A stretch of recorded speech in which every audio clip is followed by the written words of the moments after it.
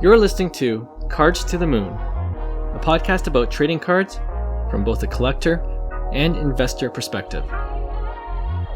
We hope you'll stick around for the ride as we take a deep dive into the state of the hobby, share some hot takes, hopefully some useful advice, and fun stories along the way. Hey guys, welcome to Cards to the Moon. My name is Clark from 5Card Guys on Instagram and 5cardguys.com. And with me as usual is Hyung of Integrity Sports Cards and John, who is Trade You at Recess. This is episode 98, but before we go on, all you loyal podcast listeners probably know that we dropped a short bonus episode this past Friday when we ripped open a box of the 2022 Topps Chrome Logo Fractor Edition box. It was a fun rip, although we didn't hit anything huge, but you guys can also check out the video of our box break on YouTube as well at youtube.com/@5cardguys. We hope to do more video content for our podcast as we head into 2023. And yeah, we'll try to do a few giveaways as well. Okay, so on with today's episode. Off the top, just want to briefly turn our attention to the soccer world with the World Cup currently underway. Unfortunately for us, our Canadian boys lost all 3 games in their return to soccer's biggest stage. But as of this recording, our other team, Korea, made it into the round of 16 by beating Portugal, amazingly, in the group stage. The bad news, depending on how you look at it, is we're playing Brazil next. I think they're world ranked number 1 at the moment. And by the time this episode airs, we'll know the fate of Team Korea. But a question for you guys. Have you been following the World Cup? And which team do you think will win it? And is there any player that you think might have gotten a nice bump in hobby value because of his performance on the pitch so far? For me, I would love to see that Ronaldo Messi kind of, one of them win it, because, they're I guess this would be their last World Cup. Yeah. And both have not won a World Cup yet. So it would be great to see one of the greats kind of leave with a bang. Yeah. But obviously we're rooting for our, masked man Sonny. Yeah. Yeah, we might not be talking about this next week because it might be done. But yeah, I'm enjoying it. It's always fun to watch.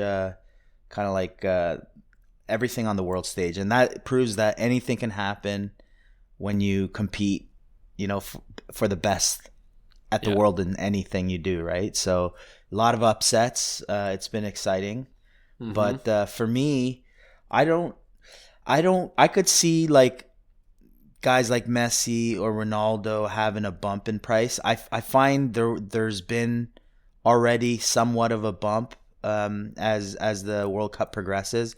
Guys like Mbappe too, feeling a little bump, but I still think it's on a downward trend. I don't think the World Cup's going to do anything really unless someone does something like, for instance, if like, I know this is not going to happen, but if Korea did win, there's going to be a small pocket of maybe niche collectors that will collect Sunny cards.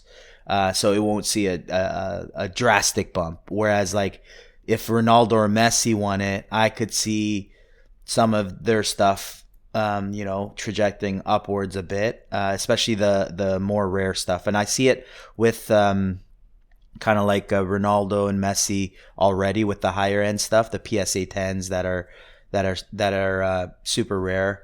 So yeah, for me, it's you'd obviously want to stay off them right now just because you are seeing somewhat of a bump, but in the whole picture of it, I think that bump is still on a negative trend, right? Sure. So just be careful, I would say. Yeah. Correct. I think Young has the right mindset, how we treat NBA, football, hockey, baseball playoffs. Obviously a similar thing. It's front and center, World Cup, so obviously there's going to be a lot of hype. I have to think. I mean, first of all, this World Cup has been amazing. Like you're seeing crazy upsets. I mean, we're all of Korean descent, so obviously we have a personal bias into the excitement. But the upsets, and then also you're seeing like the world's best performing. I think the last couple of World Cups, like Messi was kind of shut out. You didn't really see a lot of the studs do their thing. But this World Cup is quite opposite. So I think from a fan's perspective, from a collector's perspective, everything seems gravy. In terms of bump, I have to imagine seeing Messi really perform in what I assume. I don't know, but I'm assuming this is his last World Cup. Maybe, maybe not. Yeah. I think so. Yeah. So it's good to see. I'm sure that's going to create a little bit of a bump. And for me, Mbappe, like after today's, I mean, we're recording on Sunday night, but after his performance today and where he is in the like overall all-time goal scoring list in World Cup, like this kid, tons of hype coming in pre-World Cup, and he is like literally showing the world why he's been hyped up. So I think Mbappe will probably be the big stud coming out of this World Cup, clearly for now. But we'll see. It really depends on who wins. Yeah, I agree with you guys. Mbappe was number one on my list, just living up to the hype with all those goals. So that's incredible to see. And I added Christian Pulisic. I know the US is out now, but like there are some US soccer fans, soccer hobby fans that are out there. And was it the second game or the third game where he scored the game winner and he was injured for it? And I think, he's the guy that saw a slight bump, just my own personal observations. Now that the US is out, I'm going to guess that cards are going to dip back down again. Right. But it might, for some of these players, it might be really game to game dependent. Like if they do something amazing, you might see a short initial spike, and then they'll come back down. I agree with you, Hyung, as well. Like the guys that are top tier already, like Messi and Ronaldo, it's almost like baked in heading into the World Cup that there's that expectancy that they're going to do something great. And their cards were probably really overvalued. Some of their cards anyways in the first place, so it's hard to see an even greater bump unless they go all the way. At this point, they have to go all the way to see that bump. But yeah, I think overall I agree with you. Like the only bad thing about all these upsets is it's just crashed my pool from the first round. Damn Germany and Belgium, come on, man! Yeah, like it's crazy. My pool just crashed right from the beginning. So I have no chance of winning. But yeah, I think one thing I was going to say too was that I was kind of rooting for the States in terms of the impact it'll have on the hobby.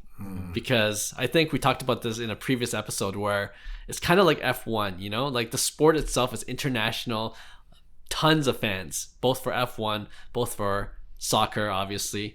But in terms of the hobby, it's not a direct correlation. Do you know what I mean? Like just because you're a huge fan of F1 doesn't mean you're into sports cards. Right. And I think the US or the American hobby collectors and investors kind of almost right now at least dictate what's going to be really popular. And with that kind of thinking, if the US had gone further, there'll be more excitement for soccer in the States that might translate into a little bit more hobby interest in soccer cards. But I guess we won't know. But next World Cup when it's in the States, I think that's going to be really telling to see if soccer cards will take off. But we'll see. I don't know. My other play for the World Cup was I was kind of looking at Erling Haaland cards because he's kind of like no one's talking about him right now because obviously he's not competing in the World Cup, but his cards are still expensive. So that play hasn't worked out for me at all. But always check his prices, especially with no one talking about him until the World Cup's over. You never know. You might find a deal. All right. We didn't say who do you think's gonna win? Oh, that's tough. I'm gonna say Argentina. Okay. I'm gonna say John? Messi's gonna do it. Yeah. Wow. I hope so. I'm rooting for Argentina as well. A part of me thinks whoever is the winner of France-England is gonna take it. I'm gonna. They've both been impressive. You know what? I'm gonna go out on. I don't even know if this is a limb, but I'm gonna say England. Okay. If I had to choose between France and England, I would choose England as well. Just math. Apparently, to win back-to-back World Cups is like Statistically hasn't been impossible. done. Yeah. So, and France won last World Cup. So I'm just going by statistics at this point. All right. With that, let's move on to hobby headlines. So, two pretty big announcements that happened in the hobby right after we finished recording last week's episode. And the first one is the Topps MVP Buyback Program. And two, it's the SGC partnering with Topps, offering a very reduced price for grading cards from the recently released 2022 Bowman Chrome baseball set.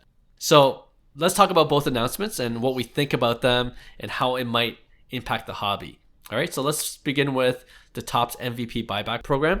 Actually, Hyung, do you want to share more on a high level details of what that program entails and just your thoughts on it?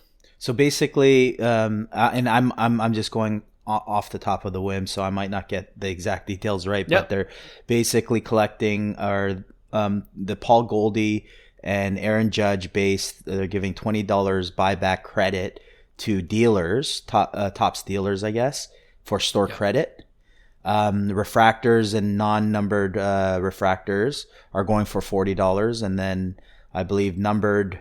I don't know what the number exactly is. Numbered to a certain, what is it? $199 and up, or 99 and under, or is right? Like, $200 store credit, and then anything above 99 is 100. Is that's 100, right. yeah, and then I'm not. I haven't claimed any of them, to be honest. I've been selling them just to people who are buying them straight from cash, because I don't see, like, I don't want to go to my dealer and just, like, just give him a bunch of cards. I didn't even ask about it, but I'm assuming that, I don't know if there's a limit or anything. Do you guys know that? No idea. I hear from different dealers that there's only certain amount that they're claiming, but some stores are accepting more or whatever. But yeah, it might be on a store by store basis, and there is a list of stores that are participating in this program. So, like, I looked at, for us in Canada,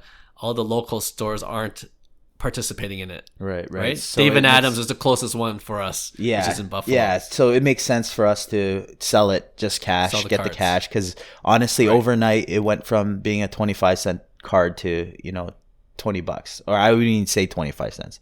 I'd say about 12 cents to, like, $20, sure. Or even the refractors and numbered cards, right? So it's good that they're doing it, because I think it also, encourages people to rip Topps Chrome, especially retail.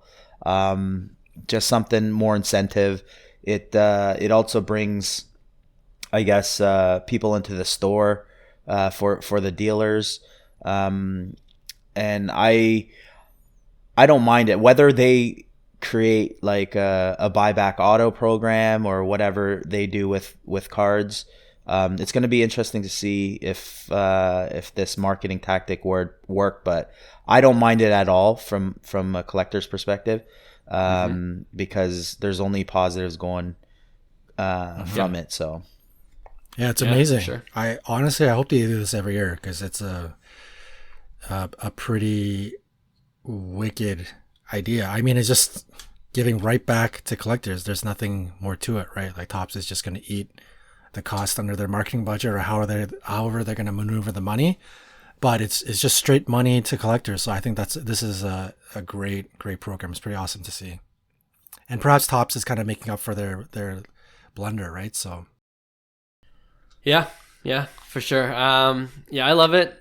The only questions I have is, like, I went to Walmart the other day and I saw a few Topps Chrome 2022 Topps Chrome blasters. Right. I can't remember how much they were before this. I want to say that they were like $30, $40 maybe, $39.99 Canadian. $39.99, I want to say. Was it? Probably. Yeah. Okay, so it's $55 now. But Clark, I was at Walmart this week. Okay. And they're having a sale. And it said 25% off, and Topps Chrome was on that product. But it ended up, like, I bought boxes, right? Like, it ended up netting out to $29.99 Canadian a box. All right. Wow. Okay. So I thought that was a good deal. But can you get the SPs? Damn, No. I have to go back. You can't get the SPs, but you're chasing Goldie and true. Aaron Judge True. at this point. Right. Yeah. I did pull a blue Kyle Tucker auto, which was cool. What? Yeah, which was not That's a bad pretty cool, hit, yeah. and a Paul Goldie, so $20 Nice. store credit. So, yeah, it wasn't bad. I like Just it. throw that in there, yeah. Okay, I got to go back to Walmart. Yeah, They weren't doing that 25%. I think till like December 7th or something. Maybe they're doing like a 25% off sale on retail. I guess it there's a lot of full shelves, and that's what we've been noticing Right. too. A lot of people staying off ripping, and people Sure. are disappointed in the silver packs because there's basically 4 base cards in every single one of them. But I mean, Yep. some people hit monsters though. So I know Uh, hobby stores are still selling the silver pack, or selling Topps Chrome hobbies with silver packs. So they're still out there. Yeah. No, it's a great idea. I mean, we just ripped open the Topps Chrome light boxes the Terrible. the same day. We I told you guys. It was pretty bad.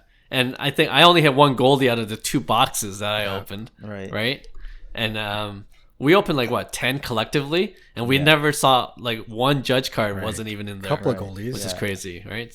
And nothing else special. Couple of Goldies, yeah. So stay away from those. Maybe light boxes. that was their way of saying sorry. So they knew how garbage it was. So it was the only way to incentivize us repeat buyers, right? Yeah, it was a little disappointing, but the overall idea of this MVP buyback program is pretty neat.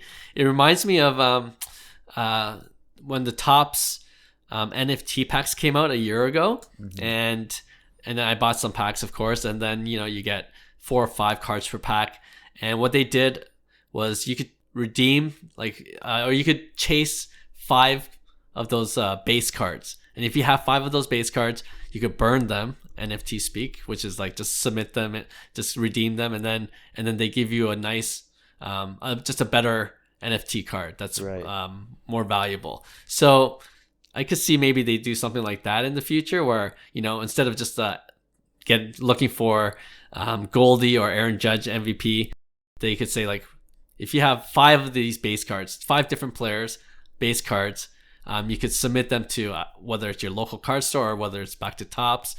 Then you could redeem it for just a better card, a color card, autograph, something creative like that. I would like to see in the future. There's so many different opportunities you can do now if they're willing to do it. But I think this is a very good first start for Topps. And it's good. Like, it doesn't, it increases the value of these cards without increasing the print runs. That was always an issue too with cards, right? But the scary thing too is a lot of these guys are buying, and I know a lot of people have access to it, so they're cashing in. But Topps says they could end this promotion at any time, right? So if you're a person that's constantly buying because you may be having an in with a store that's collecting them, and you could use them towards cards, I wouldn't hold them too long, because Topps could just pull the plug on it at any time, right? You think the hobby stores are the ones Yep. buying it all up? No, definitely not. I think yeah, it's more of a a percentage thing where it's not even putting in the dent in Topps. I don't think, people think, wow, they're giving money away to these hobby stores, but it's encouraging hobby stores to, be able to, keep busy and have a healthy relationship, right? It's like those marketing programs that any supplier in any business chain does. They're going to offer incentives for certain programs, but I don't think the hobby guys are eating it up. Man, I would if I was a hobby store. But for $10, you get $20 back from Topps. It makes sense to me.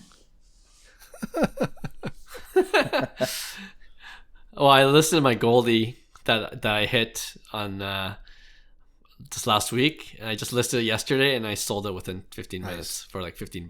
Like Nice. they're it's pretty liquid Yeah. still. So yeah, if you have them, don't hold on to them long. Just put them up. You'll get someone buying it for sure. But I like this particular program too, because I know there's an extra element of complexity with involving the local card stores, because they got to take it in, and the ones that are participating anyways got to take those cards in, and then they got to do things on the back end with Topps. But for the local card stores, theoretically you should get traffic into your stores as well, right? And then, it's kind of like supermarkets. You offer a discount on a popular product, and then most people buy other stuff too while they're there. So I think best case scenario for local card stores, if you draw them in with this program, and then hopefully they buy a box or another pack and just do more business. But I like it. Good on you, Topps. I know we don't say that a lot about Topps, but this is where we should give credit where it's due. All right, the second big announcement was the SGC announcement that they're partnering with Topps as well to grade any card from the 2022 Bowman Chrome baseball set for, I believe, $9 US a piece. And there's no maximum value you have to declare, no minimum amount of cards to submit. You could literally submit one base card that's for your PC, and it'll be $9. No strings attached there. Your thoughts on this program? I really love it because I'm ripping 22 Chrome like crazy, and it's a great option. I think it's great for SGC because they're trying to get into the game. This is the perfect way to kind of get monster cards into it, but I don't know if you'll get the monster cards still, because I feel like people are still submitting the monster cards at PSA and then kind of being selective of what they send to SGC. But right. I think it's a great opportunity to save a lot of money on grading, and I think it's another mutual benefit for both parties. For us people that don't want to spend $30 a card on grading, you could get slabbed for $8, and it increases our profits for guys that want to sell. But I don't mind SGC at all. I think there's room in the space for, especially with BGS kind of like dropping the ball and not being present in the hobby right now. SGC is really making a move to kind of push that market, because the Bowman Chrome prospect market was owned by BGS. It wasn't a PSA thing, before COVID, and all of a sudden, PSA becomes the ultimate submitter for these Bowman Chromes, right? So I think for someone to step in like SGC to see that opportunity with Bowman Chrome, I think it's great that you're going to see some big time prospects, and that's a smart move, because you're going to see those cards, and those future guys might not pan out until later down the road.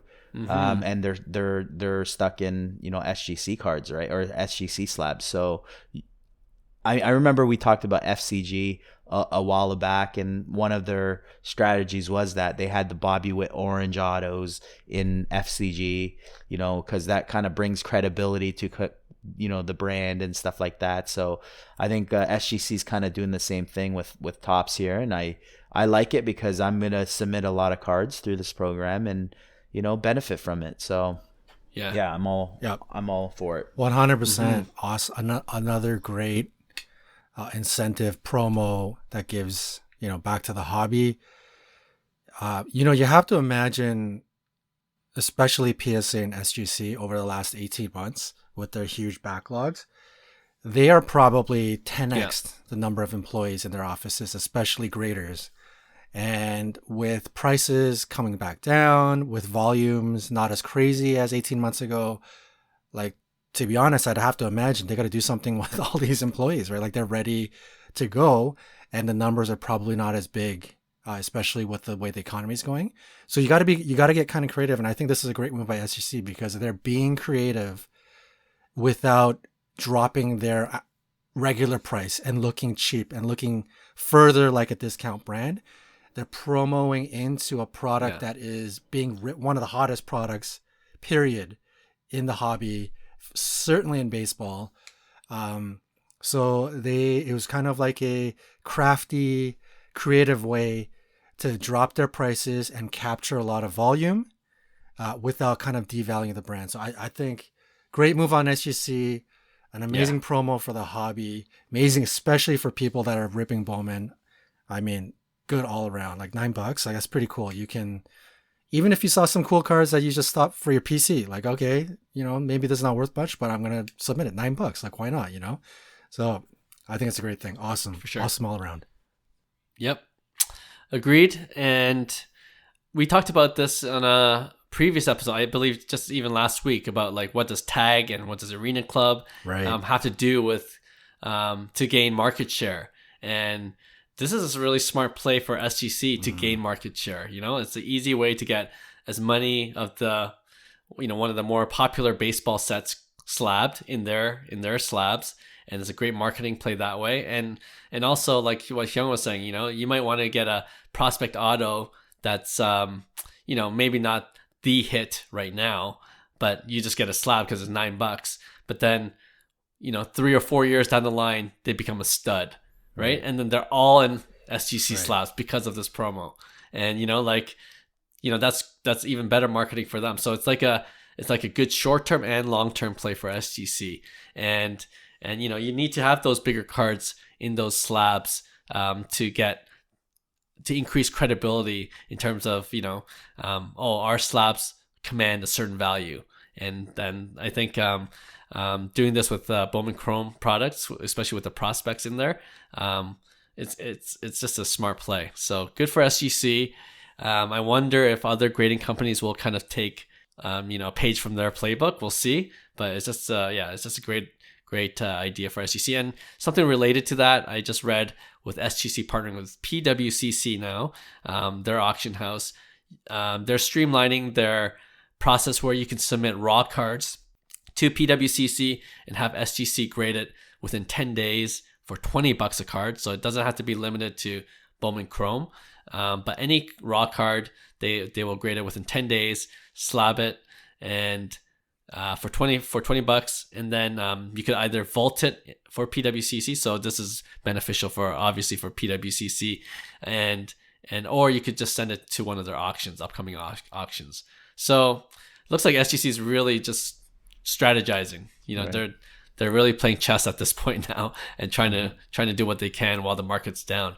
But good for them.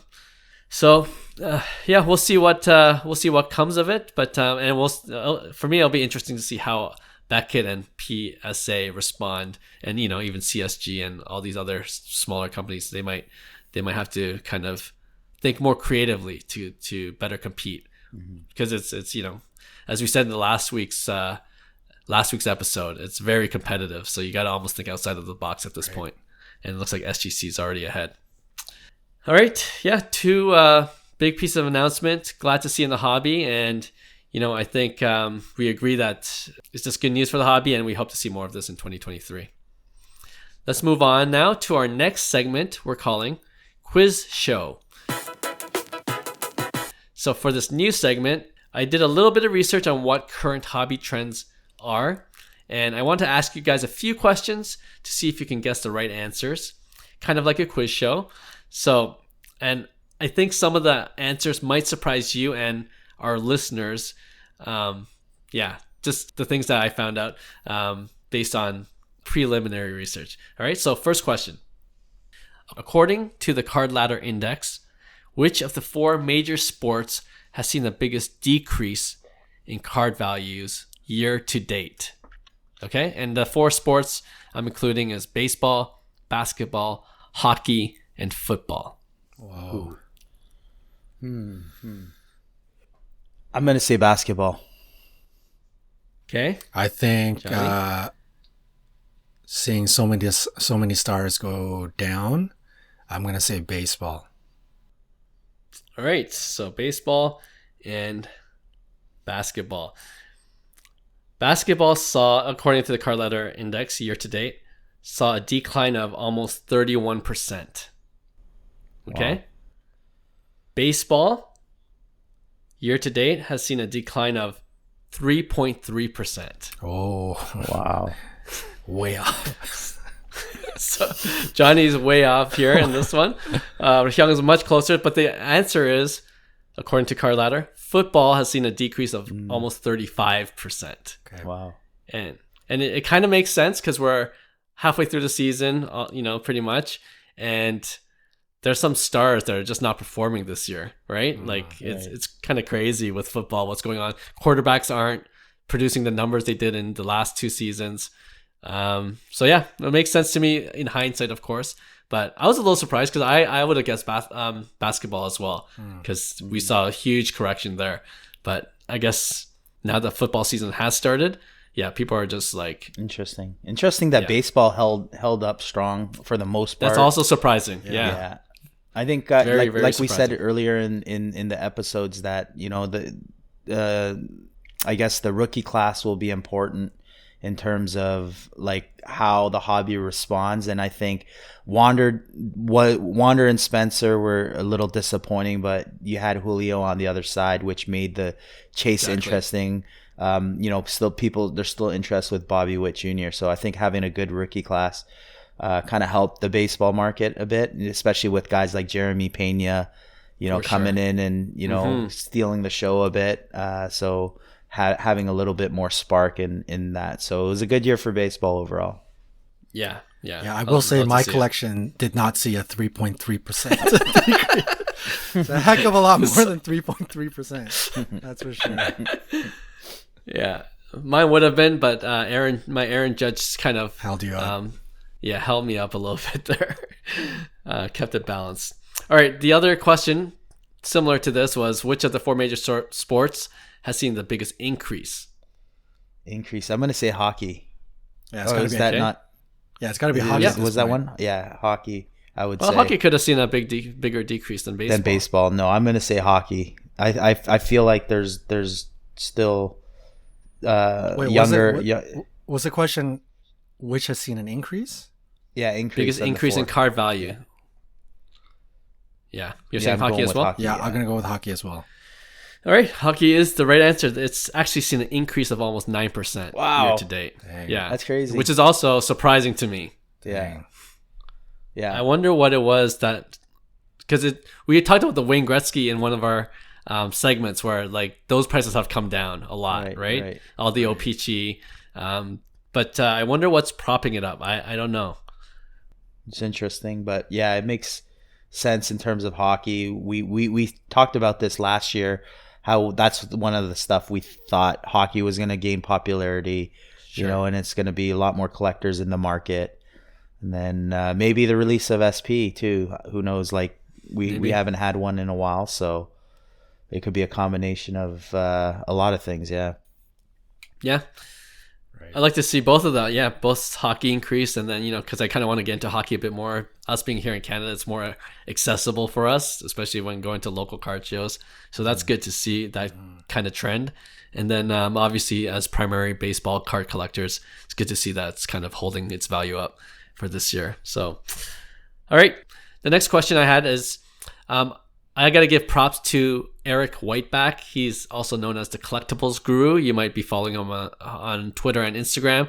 He always has these interesting nuggets of information kind of based on different data. So the next 2 or 3 are based on some of his tweets. And I just kind of rephrased it as questions. All right. So the first one, he tweeted a week or 2 weeks ago, the Spencer Torkelson first Bowman Chrome autograph red refractor, numbered to 5, PSA 10, sold for $111,360 in April of this year. Okay. Oh my gosh. It's sold again 7 months later, November of this year, just this past month. The question is, what was the recent sale price? Was that the same one? Oh my gosh. The same. Was that the same card, or is it a pop one? I believe it was the same card. It was the same card that sold, and it was $111,000. Yes. I'm gonna say it dipped. I'm gonna say $25,000. Okay. Wow. That's a steep decline. Four times. Because Spencer was Go ahead. I was gonna say like $12,000. Like I don't know, it's a red. You might be right. Spencer Torkelson, like really? I still like 12. Spencer. I think there's still people that believe in Spencer. That's why. Sure. And he's still young, enough. And he could next year have a year where he hits 40. I'm just saying. Right. Like that's the type of player you have. Yeah. Right. Yeah. I mean, I remember like April, so like people were optimistic about prospects then, right? Like heading into the season. And for me, I just felt that Spencer Torkelson and J-Rod were kind of on even footing, like people are equally excited for both of them heading into the season. And obviously we've seen how it plays out. J-Rod did a phenomenal and Torkelson struggled a little bit. But so Hyung, you said 25,000 around there. Yeah. And then Johnny, you said 12,000. Either way, I think You guys this are- owner is losing a lot of money. You guys were pretty close. You split the middle. It's 18,300. Oh wow. So that's almost an 84% decrease Wow. from that April sale price. Crazy. I think that's you know what? I know it might sound it was a true red refractor and it was Bowman Chrome. Yep. I don't think that's a bad buy on the buyer. I mean it's obviously a gamble. If you could look past this season, Spencer's 22 years old. So it's like I mean he did have a negative WAR, which is a little concerning because now you're Right. you're starting your MLB career with a negative WAR, like it means you don't belong there, but I think honestly he could have a monster year, and it'll take one big year for him to be kind of like a superstar in the big leagues. But that's the gamble you take. He looked awful last year, so you hope for a better recovery in their second year for sure. Yep. And look at J-Rod's red refractor prices, right? Like 300K plus. Yeah, it's crazy. J-Rod's a So- stud. I'm so happy that he had a good year because baseball needed it. It did. Seattle needed it. So it's just good overall for J-Rod. Huge fan. Absolutely. All right. This one is going the other way. I don't want it to be all negative. And again, Eric Whiteback, he tweeted, there are only 2 recorded sales of the 2014 Panini Prism World Cup matchups gold card. So we're talking about soccer. 2014 Panini Prism World Cup, which was an amazing set. Right. And the matchups one was the one where you had both Ronaldo and Messi on it. yeah. And it's like diagonally split. Right. Do you know what I'm talking about? Yeah. And it's gold, BGS 8, 2 recorded sales of that card.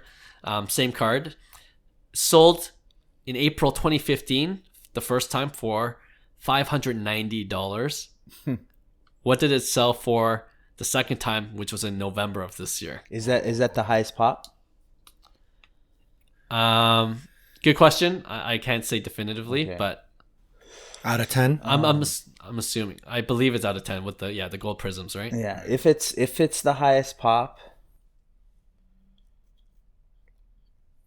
I'm gonna say 30,000. Damn. Okay.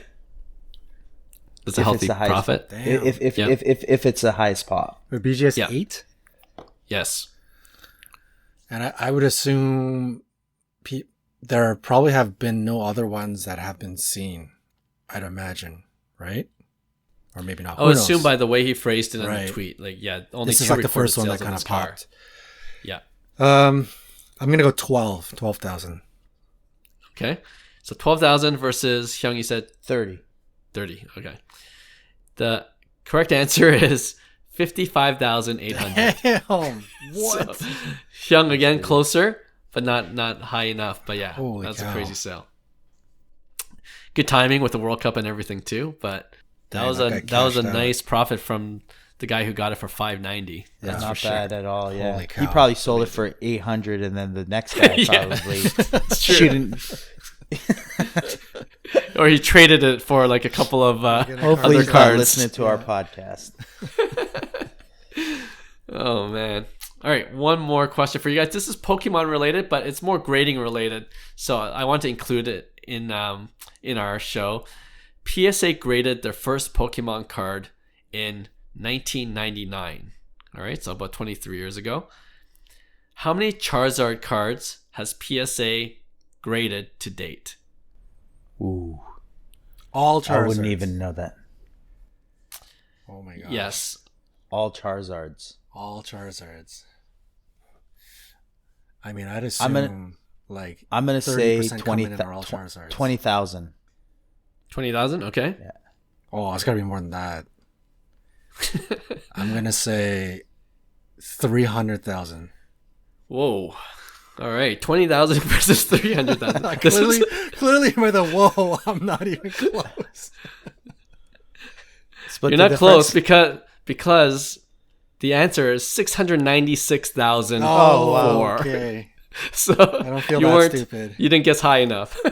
Yeah. which is Collectibles Guru said is an average of one Charizard graded every 18 minutes. That's crazy. Dang.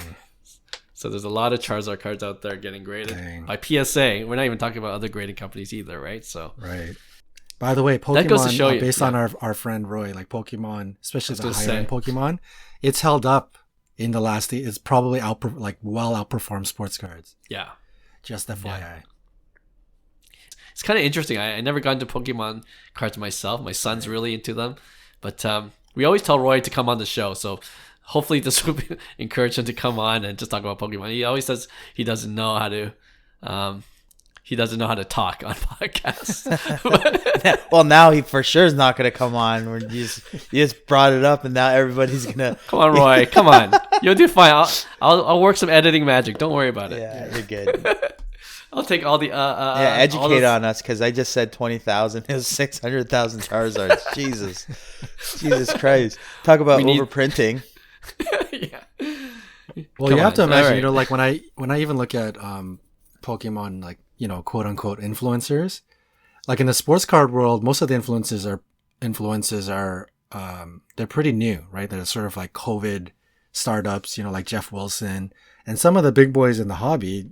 How many YouTube or Instagram followers do they have? Like 100,000. That's probably considered a pretty, like Jeff Wilson would probably be in that category, right? But then when you go over to the Pokemon side, like this Pokemon card influencers are like in the millions of YouTube viewers and like Instagram followers and stuff, right? So Sure. that like clearly shows the strong, interest in Pokemon cards, especially in the YouTube and social media space. So I certainly underestimated how strong the fan base is. Definitely. I might have to do more research into Pokemon cards just to like make money on trading cards. Yeah. Right now, where we're seeing a lot of this huge dip or huge correction in the sports card world, right? So for sure. Okay, that wraps up this quiz show segment. We'll do it again in the future. Try to do more research and kind of find interesting tidbits of information on current hobby trends. I thought some of these were pretty wild to see. But yeah, we'll do it again in an upcoming episode. All right, that leads us to our regular weekly segment we call Pick One.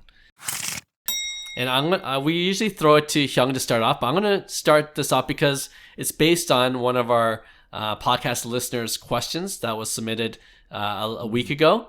And his name's Chris Wright. So shout out to Chris Wright for following our podcast. He says he listens to it all the time, so we appreciate you. I'm just going to read what he wrote us for his Pick One. And I'm going to modify it a little bit because I feel like it's going to be a quick sweep based on what he's asking specifically. So I'll tell you what it is, and then I'll modify it right after. Okay, so he says, in terms of suspended players, would you go after Tatis or Calvin Ridley? Tatis, baseball steroid use is extremely frowned upon, while sports betting really isn't, according to Chris. He's truly curious what we think about this and others think about this as well. So he's really asking, at this point, would you invest in Tatis, where he's been suspended because of steroid use, or a wide receiver for the Falcons, Calvin Ridley, who's suspended, I believe, for this rest of the season because he was caught gambling? Well, Tatis sweep? You're asking the wrong person. I'm a big Tatis guy, and I just on that alone, I just like his talent, and I don't think steroids is something that he should be, I guess, limited to his ability and his career based off what happened. I just think that it's unfair to kind of like say that his career is completely done.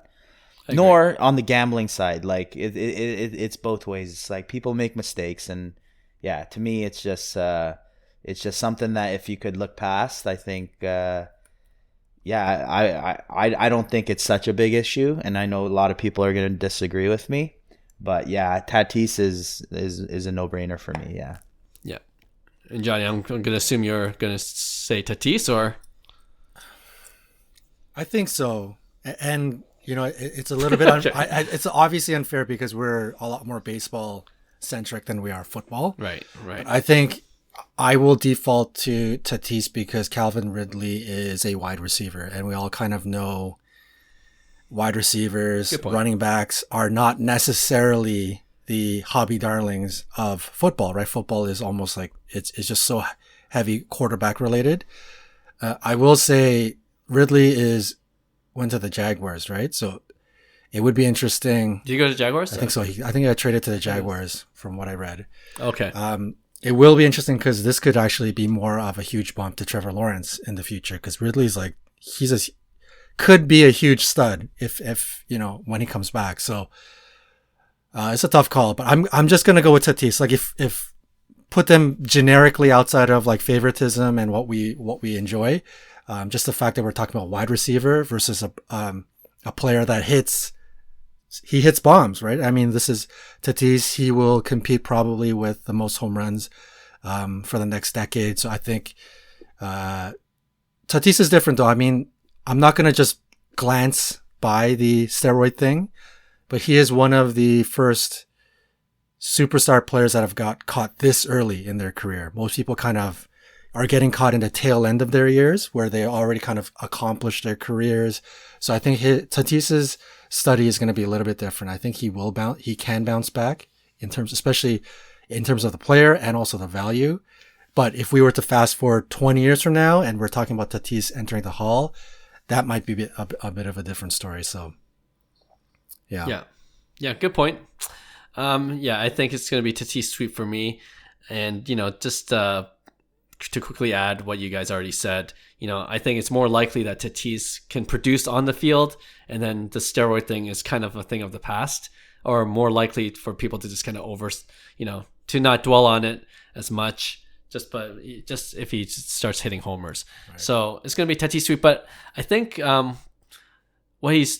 feel like what Chris is trying to really get behind this question is the whole stigma between steroid use in baseball versus gambling, which is the bigger stigma. So I'm going to modify this 1v1 and include two baseball players, same sport, because there's also like the complexity of having two different athletes from two different sports. So I'm gonna throw this 1v1 for you guys. Pete Rose, 1963 Topps rookie card, infamously banned from baseball, right, for gambling. His rookie card goes for $15,000 for a PSA 8, and it's a population count of 423. All right, so $15K, give or take, pop 423.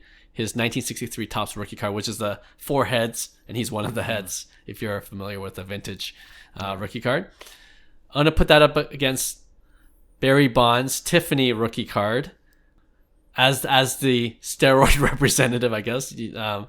Two of his Tiffany rookie cards, PSA 10, going for $13K, total pop of 444. But based on just the whole idea of the stigma that both carries, gambling for Pete Rose and alleged steroid use for Barry Bonds. And we just heard news today that Barry Bonds failed to make it into the Hall of Fame because the Contemporary Era Committee, I think less than 4 people voted for him. He needs 12 to get in. So right now it seems he'll never get in, but Pete Rose probably won't get in either. So yeah, the crime dog got in, Fred McGriff. McGriff, baby. Yeah. Glad Toronto to see guy. that, though.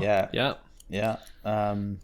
A lot of people. A lot of people are gonna probably be upset at that too. But I think there's obviously a bigger stigma on steroid issue because it shows that like people been fighting that question, because I think is 63 Topps Pete Rose, like it's kind of the vintage iconic card, kind of like Nolan Ryan era, where these cards were very sought after from real collectors back in the 80s and 90s. Barry Bonds' Topps Tiffany obviously came in the birth of the junk era. I think that has a lot to do with pricing right now. And for me, it's a matter of, I think the Barry Bonds is way undervalued. I think Pete Rose's, rookie card is obviously, an iconic card, and it's definitely, he's one of the greatest hitters of all time in terms of all-time leaders in almost every single offensive category. So I think there's going to be a point in time where, he needs a fair shake too. So I think the bigger stigma definitely is steroids. So you see a bit of impact on Barry Bonds' price, but I still would rather two Tiffany Bonds in a heartbeat, because I think I think Barry Bonds like 7-time MVP, like, just Nintendo numbers for the majority, just, in every aspect, I think he was the greatest player to ever put on a uniform ever, so to me that weighs a lot more.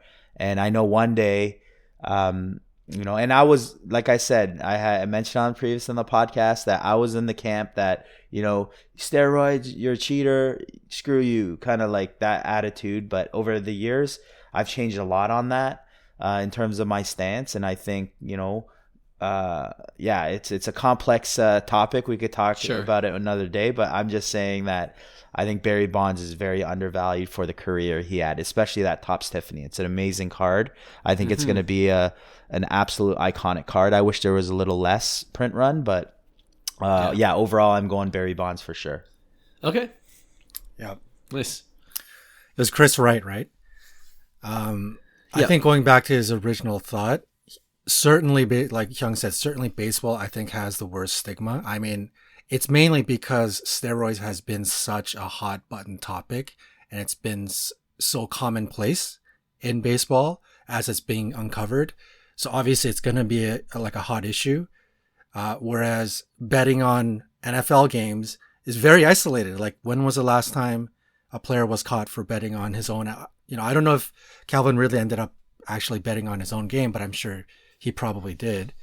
When was the last time? So this is kind of like an isolated incident versus something that is such like a hot topic. So clearly the stigma is going to be a lot different. I think both are really bad in terms of integrity within their sports, regardless, apples to apples. But in terms of your question, I'm going to pick Barry Bonds too. I mean, you guys know me. I've been wanting that card and to own two of them. And Pete Rose, I think we're a little, as old as we are, we're a bit young for Pete Rose. So he wasn't necessarily like any one of our favorite players or anything. So even from a collector's standpoint, it's probably a little bit unfair. Barry Bonds for me. Okay. Yeah, I hear you guys. I'm going to put my investor cap on, and I'm going to choose Pete Rose because, especially with the news today, the fact that it doesn't seem like, at least for this, for any time in the near future, Barry Bonds is going to make it to the Hall of Fame. I feel like if there's a change in opinion over the years, which I think still a possibility as committee members change, and like people say like, wait a minute, his numbers are ridiculous. This is ridiculous that we're not including him in the Hall. And if that day comes where he's finally in the Hall, I think you're going to see a huge bump in Barry Bonds' card values, in my opinion. But I don't see that coming anytime soon. And I'm seeing the CardLadder graph of Barry Bonds Tiffany cards is trending downwards. After that initial spike where every card was going up because of the hobby hype, it's trending downwards slowly.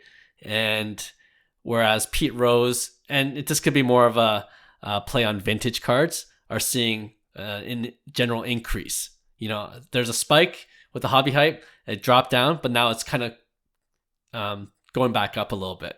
So with Pete Rose, and people, you have all these vintage collectors that are really into Pete Rose as well. So as an investor, I think it's a better play to get that one nice PSA 8 condition card of the 1963 Topps rookie card. So as a PC, I'm going Barry Bonds all the way, right? Obviously, that was the era that we watched baseball, and he was amazing. But as an investor, I'm going to just go buck the trend with this pick one and go Pete Rose for those reasons. Interesting. All right. Okay, let's throw it to Hyung for his pick one, and then we'll go to John right after. All right, I was just looking at Soto's again. Obviously, we're always monitoring Juan Soto's because I think he's a buy in the offseason. And, I'm going to match his Bowman Chrome. So if you're in the market for a Bowman Chrome and your budget was $3,000 for a Bowman Chrome auto of Soto's, are you going to go with the refractor BGS 95? Right? So out of $499 auto. Or are you going with the PSA 10 base auto? So the PSA base 10 auto ended up selling for $2,500. Right. And then the refractor auto ended up selling for $3,000. Refractor. I'll go first. Sorry, I'll go first since I already said it. Refractor all the way.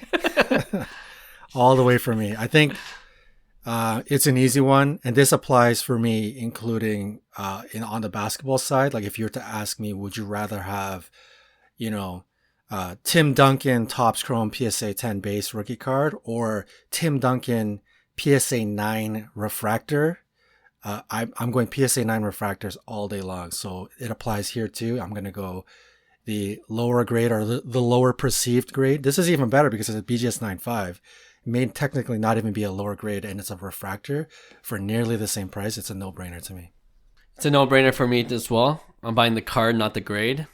Screw that PSA 10. I'm going with BGS 9.5, 10 numbered, $4.99. Yeah.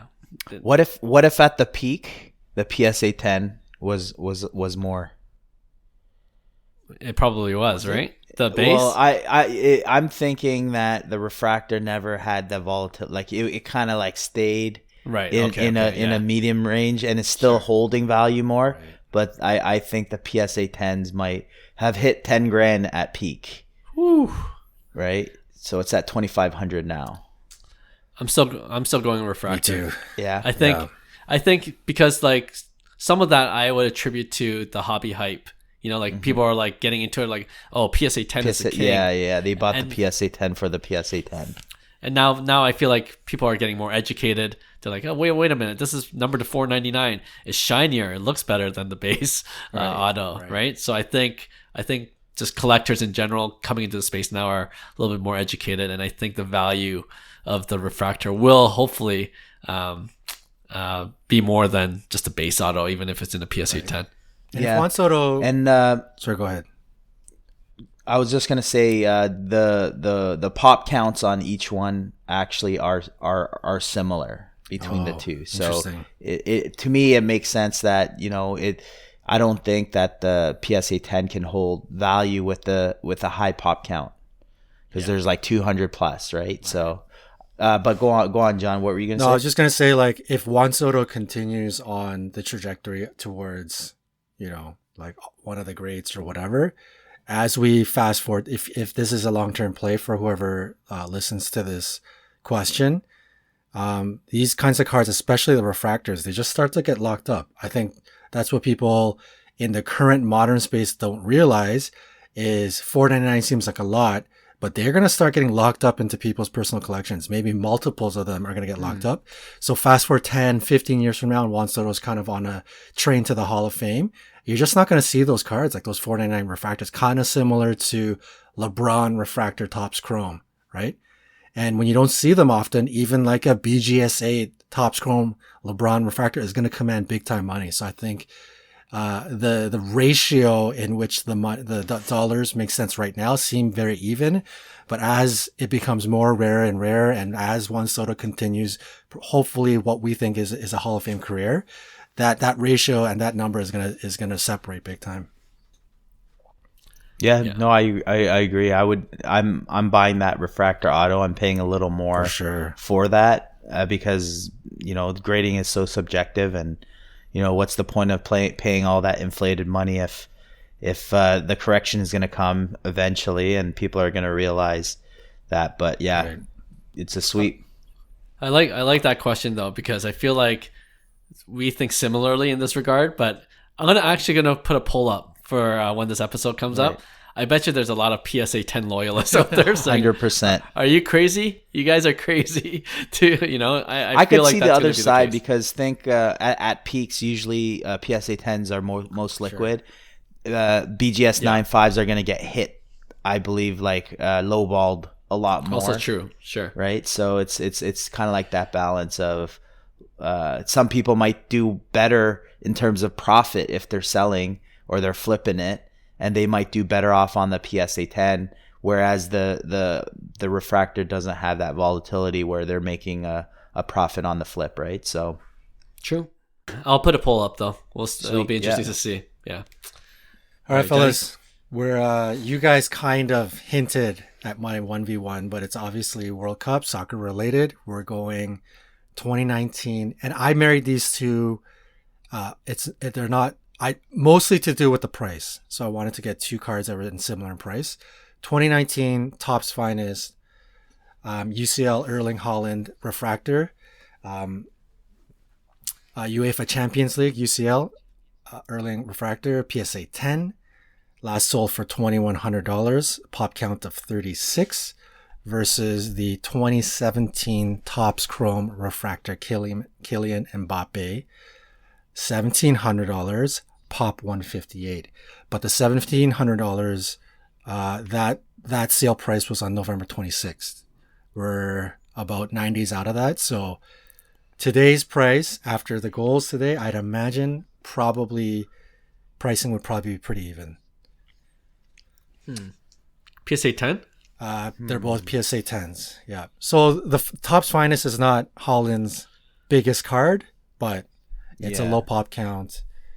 UEFA Champions League. It's top 3 of his rookie cards. And Mbappe is not his, it's not considered his main rookie card too. I think there's like a, what was Mbappe? It's like a 2014 or 2016 Panini, the split picture with the other dude. I think that's his like main rookie card. Oh, right. Yeah. But just to, I know Mbappe is, it's kind of like riding the playoff high. He's a buy high right now. Stay away from him and whatnot. But the kid has what's his thing? He's like 9 goals in 12 games or something. And I think he already passed Pele for most goals before his 24th birthday. And then the all-time World Cup goals is 16 in 24 matches. So Mbappe already has 9. Like in his career at 24 years old, he's probably got at least 3 World Cups left in him. In this current trajectory, he'll probably have the all-time goal. So yes, there's hype, but maybe it's warranted. Let me see. Let me just look at the Topps Finest card right now. Yeah, I'm going Mbappe, man. I'm going Mbappe because it's Topps Chrome. It's just like, I'm not a huge soccer guy, but if I'm investing in Erling, it's gonna be the Bundesliga. The Bundesliga Topps Chrome. I think that one's like 4,500. Yeah, Topps Chrome. Yeah, but I like that, the marriage of Topps Chrome Mbappe with the refractor and a PSA 10.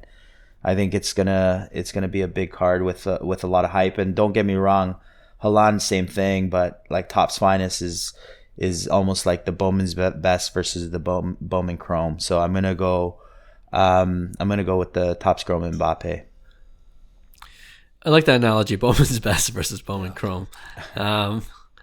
Yeah, so I'm also going to go with Mbappe. Although Erling Haaland's like, he's a beast, right? And he's one of those guys to that have could his also in his own right break those World Cup kind of records as long as he's in the World Cup. Yeah, he has to get to the World Cup. Yeah. That's the issue for sure. But Mbappe, like, he has so many opportunities to increase his value, whether it's in the World Cup, next World Cup even. He's still a young guy. He's going to be competing, I'm sure. And, whatever club team he plays for during those years leading up to the World Cup. And, I mean, they're both extremely talented. And then, if that kind of cancels each other out, you're kind of left with what kind of card it is. And I'm taking Topps Chrome all day. And I like that card, actually, the Topps Chrome Refractor, of the one where he's kicking the ball. Like, it's a nice looking card. So I like it. I'm going That's with the graphic that's similar to the Acuna year, right? Yeah, 2018 or 2017. Right. 2018. So it's a very familiar one to baseball fans. Yeah, it's an Mbappe. Yeah, I hate to get onto the train, but it's going to be an Mbappe sweep. And for me, I think being a casual, like, we're all very much into the World Cup, but outside of that, we're pretty casual. These are 2 of the biggest hype names in the hobby. If you don't know soccer, you certainly know these names. It's kind of like collecting Charizard and Pokemon. But of the 2, if you're going to put money into something a bit, for me, I'm just thinking, if I don't know the sport that well, I'm going to want my money to be in something a bit safer. And as as much as there's oozing potential in Holland, I think Mbappe is already showing what he is. He's already, 60-70% to like a World Cup record, which is incredible. So the money is starting to get a lot safer, especially after Sunday. So I think Mbappe is the choice. Mbappe sweep. All right. Cool. Great stuff. Another great episode. And I just want to add, if you have a question for us, or if you had your own pick one, like Chris Wright did for us for this episode, we always welcome them. You could reach out to us at Cards to the Moon on Instagram, DM us there, or you could just email myself at hello@5cardguys.com. We check our emails daily, and we'll definitely try our best to respond to each one. All right. Again, thank you. We'll see you again on Friday, I believe, is our next episode. I believe Friday is our next episode, so we'll see you in a few days. Talk to you then. Bye. Hey, thanks for listening to Cards to the Moon. We'd really appreciate you subscribing to our podcast wherever you listen to your podcasts. And you can also connect with each of us on Instagram at 5cardguys, or you can follow Hyung at Integrity Sports Cards, or John at TradeU at Recess. You can also check us out at 5cardguys.com. Thanks again, and hope to connect soon.